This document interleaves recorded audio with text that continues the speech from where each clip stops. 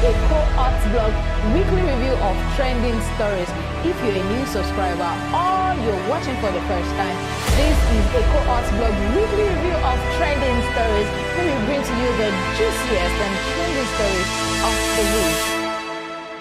Hello everyone, welcome to another exciting episode of Eko Hot Blog weekly review of trending stories. Yes, if you're a new subscriber or you're watching for the first time, this is Eko Hot Blog weekly review of trending stories, where we bring to you the trending gist of the week as it hot that cuts across politics, lifestyle, and of course entertainment. So sit back as I bring you the highlights of this exciting episode. I am Oladips. Come with me. Begins disbursement of presidential grants loans to businesses. NLC gives fresh condition to accept new minimum wage. Lagos ranked number 1 in Nigeria in SGBV prevention response. Lagos police deny responsibility for woman's tragic death in Abule Egba.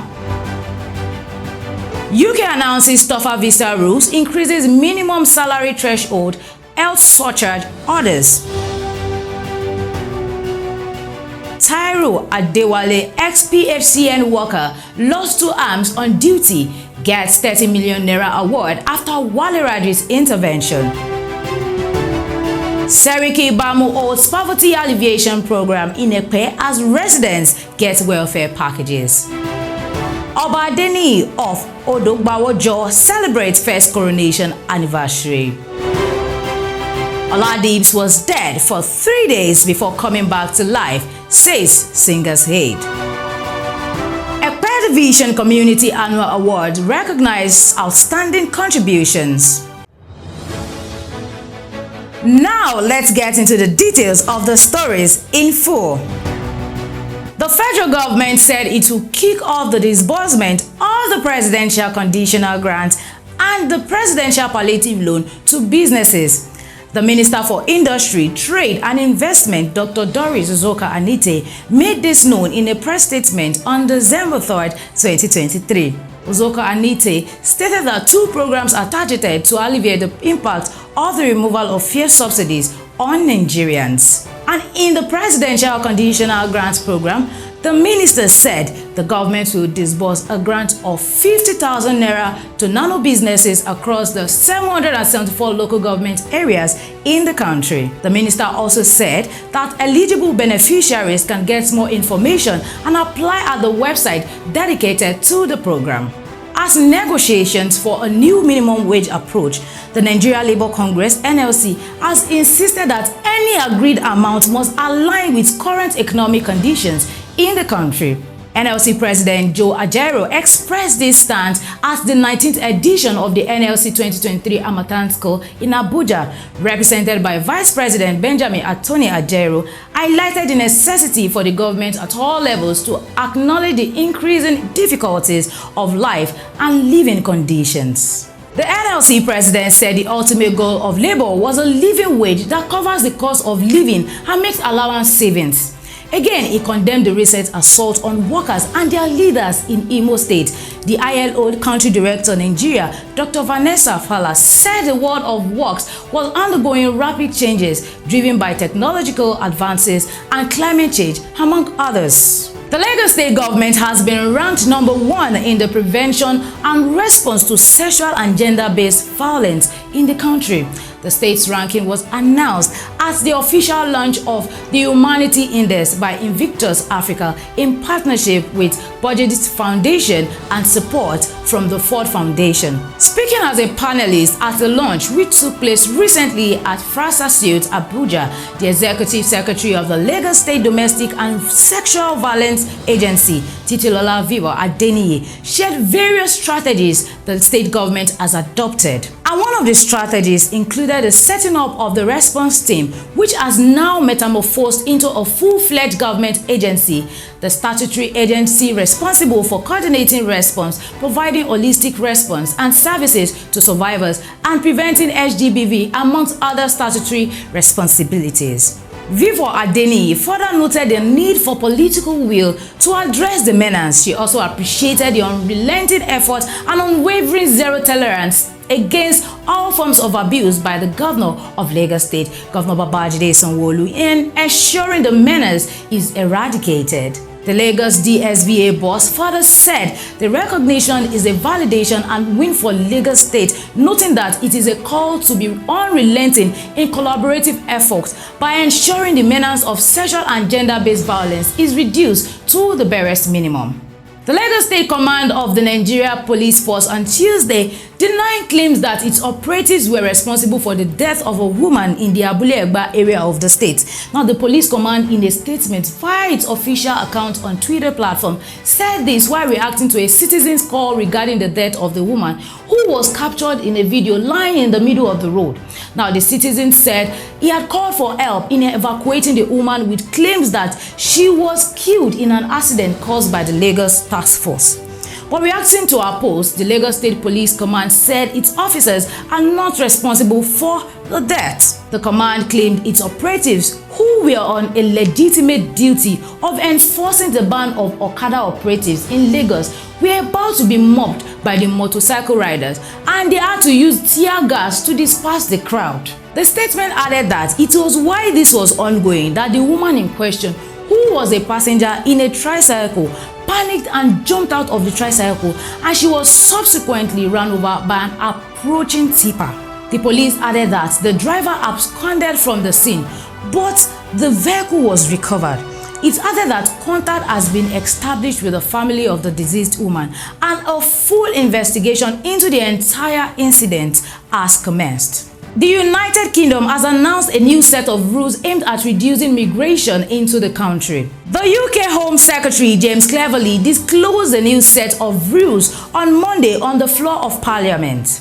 According to Cleverly, the United Kingdom is set to raise the minimum salary requirement for obtaining a skilled worker visa, currently set at £26,000. The new threshold will be increased to £38,700. Cleverly further stated that the implementation of the rules in the previous year could have resulted in a decrease of 300,000 migrants annually. According to the Home Secretary, those coming on health and social care visas will be exempted from the higher salary threshold. However, overseas caregivers will no longer be permitted to bring dependents such as their partners and children. The inference is that until their new spouse earns £38,700, a UK person who marries a non-UK citizen cannot bring them to live in the UK. A former staff member of the defunct Power Holding Company of Nigeria, PHCN, Ikeja Zonal Office, Taiwo Quadri Adewale, has finally achieved victory in his fight for justice. He received an amount of 30 million naira award from the Nigeria Electricity Liability Management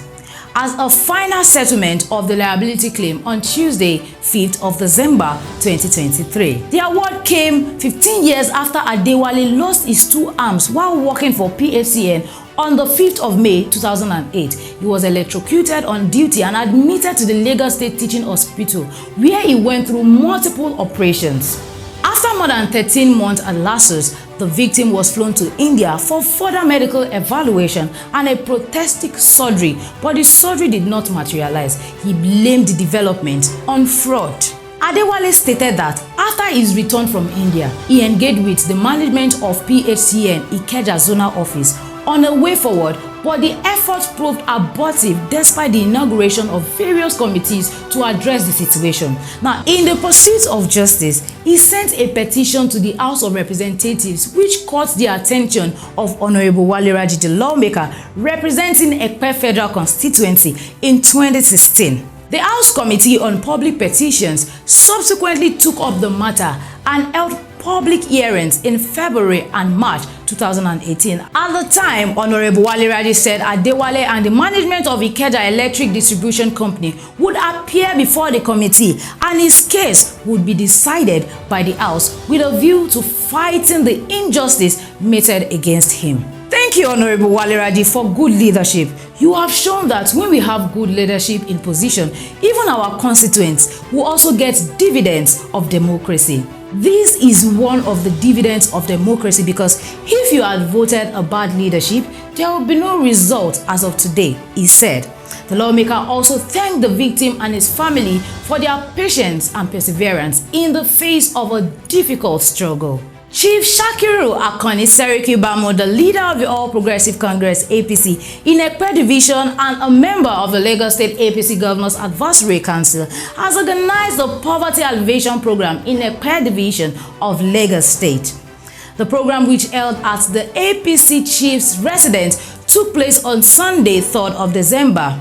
Eko Hot Blog gathered that it was aimed at enhancing the welfare of people in various wards in the Ekpe Division as residents grapple with harsh economic conditions. His Royal Majesty Oba Morufdin Adelani Adeniyi, the Adegbajo of Odogbawojo Kingdom, has marked his one-year coronation anniversary with the installation of chiefs accompanied by a rich display of music and culture. The one-year coronation anniversary commenced on November 30th, 2023, featuring diverse activities like interfaith prayers, medical outreach, indoor games, quiz competitions, and dancing competitions. December 1st marked the ceremonial installation of chiefs. However, the days-long celebration of the one-year coronation anniversary reached its pinnacle on December 2nd, 2023, with a grand gathering marked by cultural displays, music, and the installation of deserving chiefs. The ceremony brought together a constellation of dignitaries and royals, reflecting the unity and pride of Odogbawojo Kingdom. Royalties and dignitaries graced the occasion, including the Lagos State Governor Babajide Sanwo-Olu, represented by his wife Joke Sanwo-Olu, His Royal Majesty Oba Ogunlaja Babatunde Olaogun, Oba Olufolarin Olukayode Ogunsowo, Oba Adesina Sulaiman Adebowale, Oba Musiliu Abiola Oliwo, Mama Doja Otedola, Honorable Wale Anomo, Honorable Ismail Monsuru Akinloye, the Aremo of Ekpe Kingdom, Otumba TJ Abbas, amongst others. Abdulrasheed Okpeyemi, the personal assistant of the Nigerian rapper Oladips, aka Oladips, has disclosed that the rapper, who was recently declared dead by his management, actually died for 3 days before he came back to life. News surfaced on November 14th that the catchy crooner had died following an ailment he battled with for 2 years. During an interview with a reputable media, Abdulrasheed shed more light on the management of Disciples Music owned by the rapper, adding that Oladips was dead for 3 days before he came back to life. He said, "I don't know how to say this. It was a misinterpretation with the manager who has access to Oladips' page. We all thought he was dead because it was not written until the 3rd day when he was revived. By then, the manager had already shared the story." Just imagine. Asked where the rapper was for 3 days, Abdulrasheed responded he was with his family. Abdulrasheed also revealed that the music outfit has since sacked the manager, whose identity he did not disclose. The 4th edition of the Ekpe Division Community Annual Awards, EDCAA, organized by the Concerned Nation Builders Initiative, CNI, unfolded on Thursday, December 7th, 2023, at the Lagos Theatre, Ekpe, Lagos State. The event aimed to honor individuals who have made tremendous contributions to the development of Ekpe Division, positioning it as the new Lagos. Dignitaries including Alhaji Shakiru Akoni Seriki Bamo, Right Honorable Adeyemi Ikuforiji, Chief Muyiwa Akintola, Honorable Segun Olulade Eleniyo, Dr. Olayiwola Onosoya, Mrs. Sadiat Olayinka Oladujoye, and more graced the occasion. The award presentation honored outstanding individuals and entities such as Mr. Ademola Olufowobi, who won the Peace Ambassador, Prince Ademola Adetola, who won the Leadership in Youth and Community Development, Ambassador Oluwatoyin Kayode Lawal, who won the Leadership in Community Service and Corporate Social Responsibility, and Honorable Ahmed Seriki, who won the Leadership in Ethical and Community Responsibility. Barrister Sadiat Olayinka Oladujoye, the Federal Commissioner representing Lagos State in the National Population Commission, NPC, won the Leadership in Skills-Based Community Service, and Michael Anglican Primary School, Ekpe, won the Best Public Primary School, and also Otumba TJ Abbas won the Philanthropist of the Year. Eko Hot Blog won the Media Company of the Year. Mr. Babatunde Kaka bagged the Youth Influencer of the Year award. Right Honorable Iku Foriji won the Ekpe Division Man of the Year award.